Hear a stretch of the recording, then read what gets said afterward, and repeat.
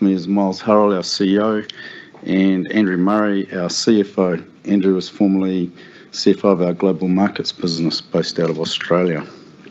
I want to acknowledge the strong results that the co-op's delivered today. They're a culmination of a huge amount of effort and hard work by Miles and the team, who continue to deliver consistent results, and that's in an increasingly volatile world. Fonterra is an extension of our farmers' businesses, and farmers have been doing it tough the last couple of years, as we know, struggling to break even in some cases. But, we're really pleased to announce these results today and to deliver reliable results to those farmers. So we're really pleased. So I'll now hand over to Andrew. Thanks, Miles. Great. Thanks, Peter. We've had a strong year and maintained the positive momentum we saw in 23. A net earnings of 70 cents per share at the top end of our guidance range. Our total dividend of 55 cents per share is up on last year and includes a special dividend this year of 15 cents. Our gearing is down to 24% and our return on capital was a solid 11.3%, well above our targeted range of 8 to 9%. The final farmgate milk price for the 24 season was $7.83. When combined with the 55 cent dividend, this gives us a total payout to a fully shared up farmer of $8.38 per kilogram. We're seeing positive momentum in our performance, particularly over the last couple of years. Last year's record results were driven by favourable price relativities and ingredients margins. With price relativities reducing this year, the composition of earnings has changed. We had lower ingredients margins that were partially offset by improved volumes and margins in our food service and consumer businesses. Our balance sheet has also continued to strengthen with year-on-year year-end debt and gearing reducing significantly over the last 5 years. Looking at our strategic delivery, we announced earlier this year we have conducted a strategic review. We confirmed our strengths in ingredients and food service, resulting in our decision to explore divestment options for the global consumer business. The divestment process is progressing as expected, and we'll share updates when new information is available. Over the last couple of months, however, we have announced 3 significant investments to support the delivery of our strategy. These include $75 million for a high-value protein capacity at our Studham site, as we continue to focus on premium ingredients. $150 million to build a new UHT plant at Edendale to meet the increasing demand for cream in our food service business, particularly in Asia. And $150 million to build a Whairoa site in the Taranaki region, supporting long-term resilience of our supply chain. Innovation and sustainability continue to be important focus areas for the cooperative. Through innovation, we're improving our manufacturing processes to enhance product quality and yield. I'm also pleased to note the progress towards our Scope 1 and 2 emission reductions targets in 24 with an 18% reductions in emissions. Looking forward to sharing more detail on our revised strategy also next week. Looking at the global context and trading environment, overall the fundamentals for the New Zealand dairy industry remain positive. We've seen limited global milk growth and there are signs of demand stabilising. Supply in both the US and Europe are tightening due to warmer weather and lower cattle numbers. Also, stronger demand in these regions means there is less available for export. On the demand side, we're seeing the continuation of stronger demand out of Southeast Asia, Latin America and Africa. And pleasingly, we're seeing positive signs out of China with the strong participation in the most recent GDT events. Here in New Zealand, milk production early in the season is up across the country, although recent cold weather is likely to slow this somewhat. I noted earlier that the price relativity is reduced in F24 from the previous record highs. Reference product prices are the primary driver of the farmgate milk price, and non-reference product inform our earnings. And this graph shows a decline in reference product prices earlier in the 24 season before improving in the second half. After a big drop early in the season, non-reference product prices were reasonably stable for the remainder of the season. Andrew will now comment further on what drove our financial performance before we talk about the outlook. Thank you, Miles. Before I get into the specifics of each channel, I will take a moment just to cover our overall performance. We had lower operating earnings than last year, and that was partially offset by lower financing costs and less tax. Operating expenses are reported as favourable. Here included the higher amounts for impairments within consumer. We have continued to make cost savings across many areas of the business, and these have largely offset the impact of other inflationary pressures.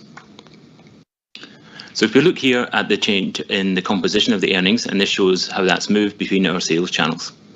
As I already mentioned, ingredients channel performance is down from last year's historic high due to changes in price relativities. There is improvement in our food service channel, and that was driven by better in-market pricing, particularly in Southeast Asia. And UHT cream sales volumes also contributed to the strong food service growth. Consumer sales volume growth was driven by increased demand in Sri Lanka, as well as here in New Zealand, where we grew our market share. The matrix view shows the diversification of our earnings across channels and markets. Last year, our results were heavily weighted to ingredients and also included the impact of impairments within the consumer channel. Looking at the segments across the top of the table, core operations mainly covers the collection and manufacturing of our milk, which is then transferred to the in-market businesses of global markets and Greater China to sell to customers. The decrease in earnings for core operations reflects the lower margins for the ingredients channel, but you can see that global markets improved its performance with operating earnings up $363 million, and that's $171 million up after adjusting for the impairments, and that is due to that improved performance within consumer and food service. Greater China also increased operating earnings by $133 million, and $100 million of that was actually driven by food service. Food service within China continues to be a very strong market, especially for our cream products. Our balance sheet is also in good shape, and that gives us options and flexibility for the future. Compared to a year ago, our year-end net debt is $600 million lower. It's down from $3.2 billion to $2.6 billion. And that reduction reflects the strong underlying performance of the business, lower working capital, and continued financial discipline. 3%, and that is significantly above our 5-year average and the FY24 target, which was 8 to 9%. I'll now step on to talk about what the current season looks like and looking ahead to the next financial year. So today we announced a lift in the 25 season forecast farm gate milk price with a midpoint of $9 per kilogram of milk solids. The lift follows recent strengthening in GDT prices and constrained milk supply in the key producing regions. We continue to maintain a relatively wide range because we are still quite early in the season, but we are comfortable that we're moving in that direction. We've also announced today our forecast net earnings for FY25 of 40 to 60 cents. This range reflects an expectation that our performance will be similar to last year, with strong margins across all three channels, but we also will continue our investment in digital transformation and incur a higher tax expense. Thank you for coming along this morning. We'll now open it up for questions, starting for those in the room.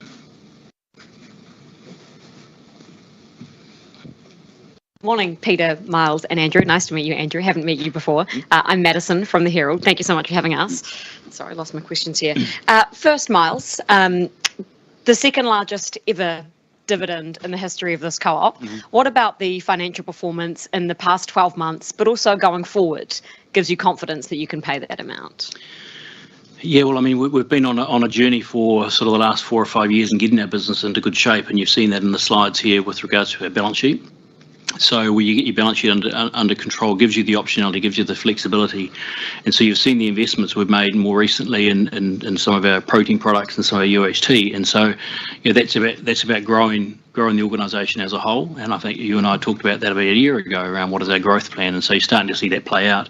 And those things alone give us the confidence that we'll continue to pay strong dividends. On balance sheet, Andrew, I'd love to ask you about that net debt figure. I remember sitting in this room a few years and the gearing ratio was at 48%. Now it's down to 24%. Talk to us about the decisions that have had to have been made and the focus in this co-op to get it down to the level where it's at now, and how do you feel about where it is now? So I actually feel really comfortable with where we are now. If you look at our guardrails, we've been aiming to get down to this sort of level. We're probably a little, you would say maybe a little lower where we would ideally be. But obviously, we've had a really good selection of earnings that's enabled us to get ourselves into really good shape, and that's what sets us up for the future. I think if we look out a little bit, we do have some larger investments coming up as we continue down the sustainability agenda and the other growth investments. So feeling really comfortable that we're in the exact range we need to be, and we can also withstand a little bit of volatility in the market. Thanks, Andrew. Miles, on consumer, I'm sure everyone wants to know about this today. Margins there have improved massively. Sales were up 6%. It made $199 million in earnings in the financial year just ended. Why do you want to get rid of it? Well, clearly it's had one of its better years across the history of the cooperative, which shows that the team are focused and delivering. Our brands are wanted by consumers globally, but we're still not the natural owner of that business. When you look at the return on capital compared to other business units, we believe our ingredients in our food service has a better future for this cooperative. And so we don't shy away from the fact that we've had a very strong performance. It's still not at the levels that we would like to see over the long term. And as I say, a new natural owner is the right place for us. How much do you think you can fetch for it in a price tag? Oh, gee, too early. Have you got your checkbook, Madison? I don't think I can afford $3.5 billion, but thanks for asking. I mean, and as I've said, I think in Q3, we've had some very good interest in that business. We've now appointed some advisors to help us on that next phase, and so we're looking forward to sort of getting that kicked off before Christmas. Simplified strategies are what we're seeing from a lot of businesses at the moment. You're seeing this with Ryman Healthcare, with the warehouse, all of the are getting back to their core. But I want to know what Fonterra will then look like going forward if it loses one of only 3 divisions that it has left. We've seen that ingredients, which is one of the 2 that you'll be left with after divesting consumer, hasn't had that good of a year. So how diversified and strong will Fonterra be without consumer and a more simplified strategy going forward? Yeah, so despite this year's ingredients being back on last year, I mean, last year was extraordinary. I mean, it was a year that we'd never seen before in our ingredients business, given the relativities between reference and non-reference. So even this year is a very, very strong performance for our ingredients business when you look back over the history. So we should acknowledge that. And our food service business continues to go from strength to strength. We think by focusing what we're good at, which is collection, processing, and that B2B business, we think there is more upside to be had there than trying to chase the consumer business as well. Peter, would love your thoughts on the Chinese economy at the moment and your ingredients business. To mention that again, there was lower volumes, down by about 4% in Greater China. How are you thinking about that going forward? Well, it feels like, from a dairy perspective, that we're on the up in China. Like demand, particularly in the last couple of months, has started to recover. And, certainly there's downward pressure on Chinese milk supply and also some potentially aged inventory that they've had in the whole milk powder space. So it's really a whole milk powder story, and it's the product of last resort for the Chinese. So we're feeling a lot better about demand from China.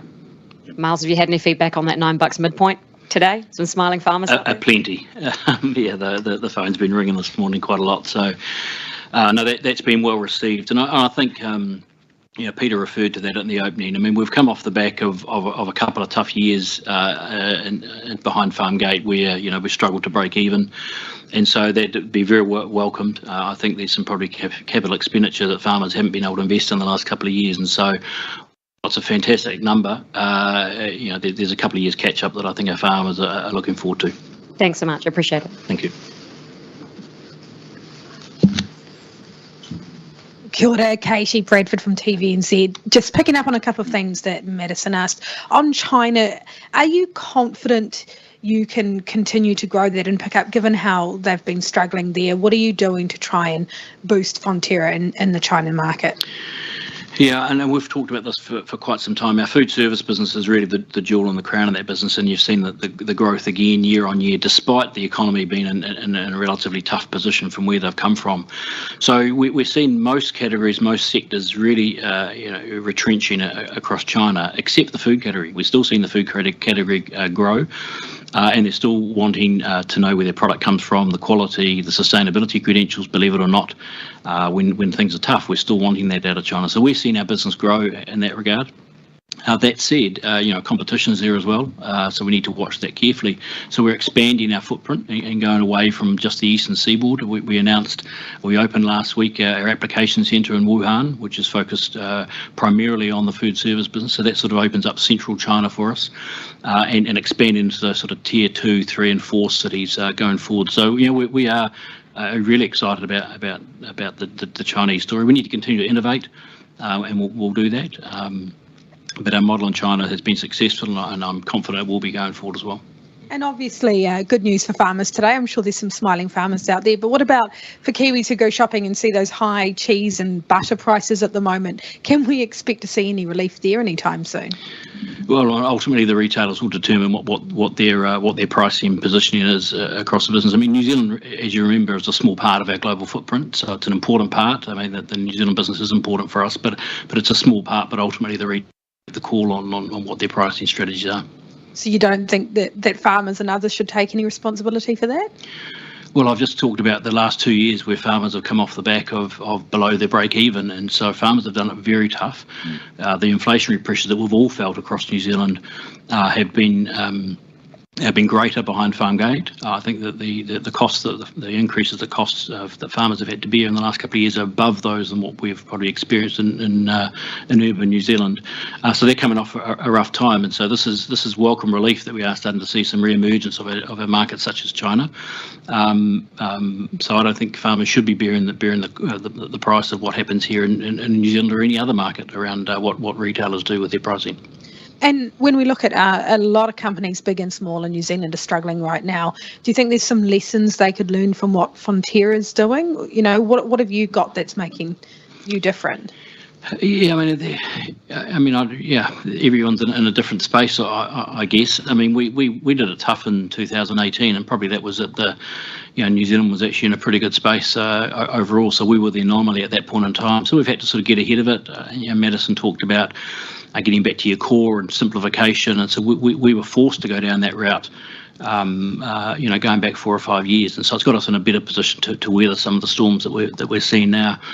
I think that the purpose and what we stand for and the fact we're a cooperative, resonates, and I've not long come back from overseas, and our people in all parts of the world know we're a cooperative, know that everything they do trickles back to rural New Zealand in a small town somewhere, and that means something, and I think that's a strong part. Now that's unique, and some of the other companies that may be struggling in New Zealand don't have that advantage, but that strong purpose that we're here for the greater good of New Zealand also resonates very well with our people.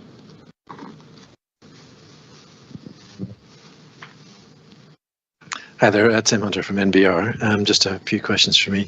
I think you mentioned in your market statement that there's going to be an announcement of a revised strategy soon. No doubt you're going to that announcement will be for next week or something. But can you give us an idea of where you're heading with that? Is this a little tweak, or can we expect something a bit more radical from you?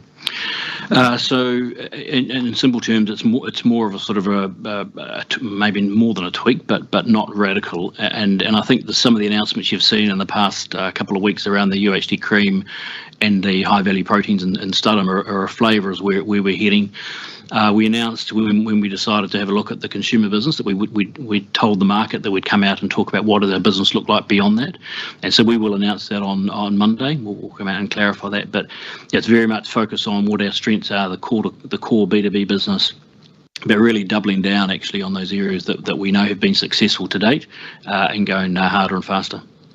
And just in relation to that sale of the consumer business, assuming that the deal can be done, is this going to be another capital return for farmers? Too early to get to that point, but the intention is that we'll have a good look at what the cash proceeds are should we get to that stage, but we're a fair way off that. Right. And I think you just mentioned this morning, Andrew, that there's going to be some significant investments coming up. Can you give us a flavour of what that is? You've had some announcements recently, but what's coming up? Yeah, so things will continue along in that vein. Obviously, we've got investment to make in our sustainability initiatives, and we have some essential replacement that has to happen in order just to keep our assets in the fighting fit, I guess we would call it. So there's nothing particularly different than that, but it does ramp up over the next few years.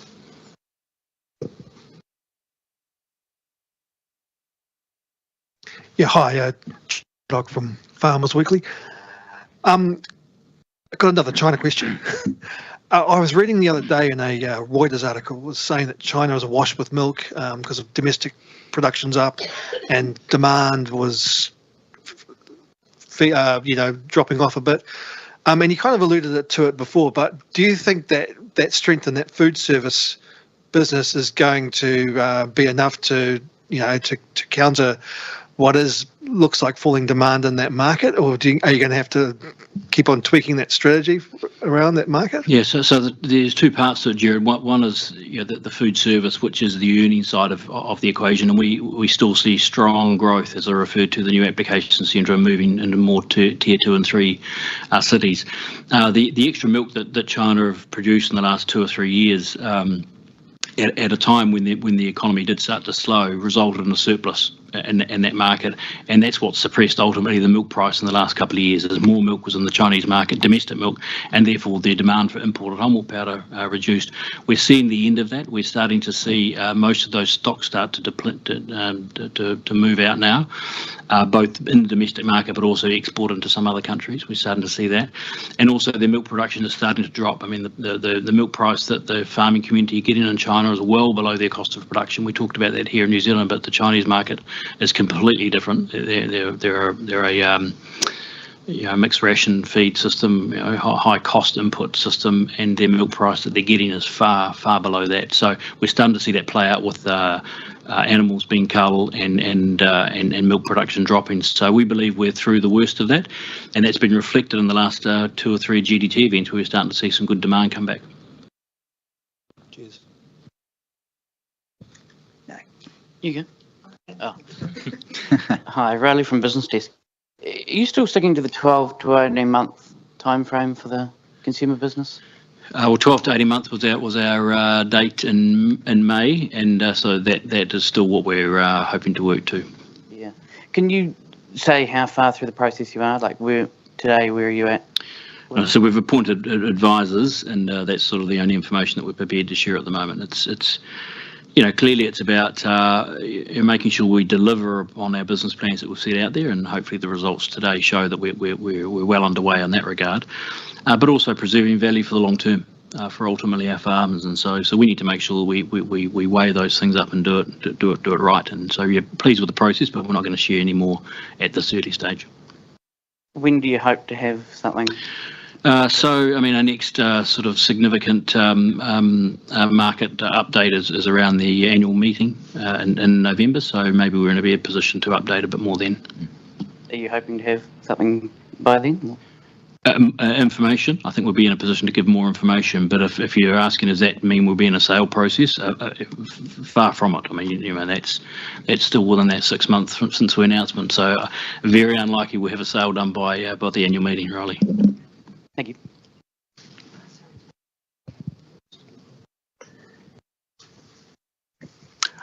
Hello. Hi, Sudesh Kisun from Rural News. Peter, I have a question for you. $9 midpoint, will that be the second highest milk price on record? And the second part of the question is, I spoke to one farmer this morning who said this may be a game changer and start of a new cycle for farmers who have been challenged in the last 2 seasons. Would you agree with that? Yeah, it helps, but $9 isn't the old $9, so we're talking about a nominal $9. Like $9 7 years ago was worth a lot more than what it is today, and our on-farm costs in particular are a lot higher. So, if you look at fertiliser costs in particular, labour, all those farm inputs, been pretty much out of control in the last 3 years. That's starting to abate now, so farm margins are starting to improve again. I think it takes us a long way in the right direction, Sudesh. I think farmers will be pleased with the announcement. They're also pleased with our advance rate, so cash flow is really important. So I think it's really positive, but we've got to put it in perspective. We've had a lot of inflation.